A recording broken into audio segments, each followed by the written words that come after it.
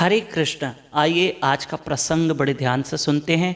लेकिन जयपुर वासियों के लिए एक गुड न्यूज़ है कि बापूजी सरकार जयपुर नगरी में पधार रहे हैं 29 और 30 मार्च।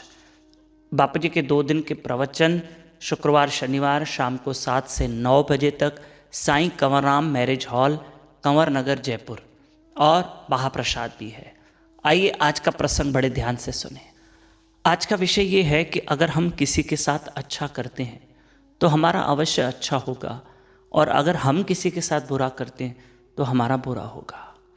ये प्रसंग मैं बहुत पहले बता चुका हूँ, फिर भी एक बार हम आपको ज़रूर बताएंगे। एक माता थी, उसका बेटा कमाने के लिए बहुत दूर गया था, अपने गांव से बहुत दूर।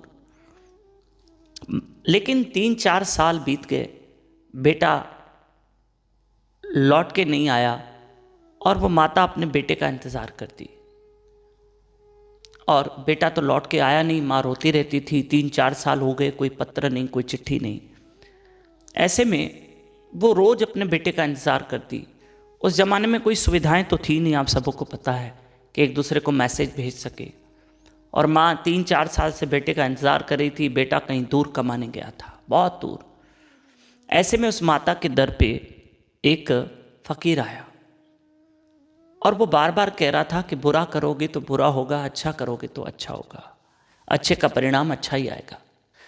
अब उस माता के मन में दया आई कि ये मांगने वाला जो भिक्षुक है, जो मांग रहा है, वो कह रहा है कि बुरा करोगे तो बुरा होगा, अच्छे का परिणाम भगवान देगा। तो क्यों ना मैं इस मांगने वाले का, जो इतना अच्छा बोल रहा है कि बुराई का हमेशा फल बुरा होगा, अच्छाई का फल अच्छा होगा, क्यों ना मैं एक काम करूं, मैं इसकी सेवा करती हूँ। हो सकता है मेरा बेटा लौट के आए, मैं इसके साथ अच्छाई करती हूँ। तो इस माता ने शुद्ध घी का पराठा बना के उस भिक्षुक को दिया, मांगने वाले को दिया। और वो भी भगवान का बड़ा प्यारा था, बड़ा प्यारा था। मांगने वाला भी, वो भी भगवान को बड़ा मानता था, धर्म को बड़ा मानता। तो 6 महीने तक उस माता ने उस रोटी बनाई, और रोटी बना के उस मांगने वाले को दी, मांगने वाले को दी। लेकिन बेटा लौट के नहीं आया। तब उस माता ने उससे कहा कि भैया 6 महीने से मैंने तुम्हें शुद्ध घी का पराठा खिलाया, मेरा बेटा वापस नहीं आया, और तुम बार बार मेरे दरवाजे पे आके यही कहते हो कि बुरा करोगे तो बुरा होगा, अच्छे का परिणाम अच्छा होगा। तो मेरे साथ तो अच्छा हुआ नहीं, मैंने तुम्हारे साथ इतना अच्छा किया, मेरे साथ क्या अच्छा हुआ? मेरा बेटा तो लौट के आया नहीं, इसलिए आज के बाद आप मेरे दर पे मांगने मत आना। वो चला गया, लेकिन दूसरे दिन फिर आया। उस माता ने मना कर दिया, पर फिर भी एक शुद्ध घी का पराठा बना के दे दिया। फिर आया। आखिर उस माता ने कहा, मैंने आपको मना किया ना, मेरे दर पे मत आओ, मैंने आपके साथ अच्छा किया, मेरा बेटा थोड़ी लौट के आया। पर वो मांगने वाला फिर आया दूसरे दिन। उस माता को बड़ा बुरा लगा, उससे बहुत क्रोध आया। उससे क्या किया, एक पराठा बनाया और उसमें जहर डाल दिया। पर फिर उसके मन में विचार आया, अरे राम राम राम राम, मैं ये क्या बुराई करने जा रही हूँ।